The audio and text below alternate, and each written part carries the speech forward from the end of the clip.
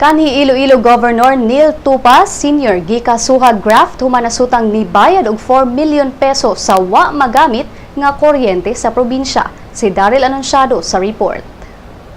Kanhi Iloilo Governor Neil Tupas Sr. ug laing tulo ka mga provincial officials gikasuhag graft human nasayrang mibayad og 4 million pesos sa wa magamit nga kuryente. Si Ombudsman Conchita Carpio Morales nakakitang igong ebidensya batok nilang Provincial Accountant Lead Tupas, Assistant Department Head Sandra Bionat ug General Services Department Head Rami Salcedo.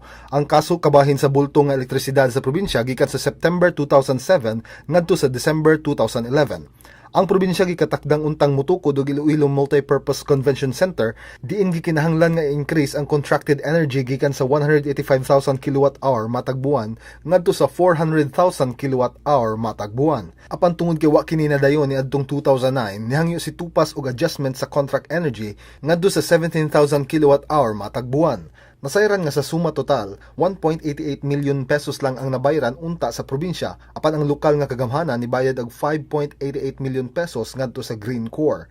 Miabot sa 4 million pesos ang sobra nga nabayad gikan sa December 2009 ngadto sa April 2010. Matud sa joint resolution nga ang mga opisyal dili makadinay tungod kay aduna unta sila higayon nga makakita sa questionable nga billing.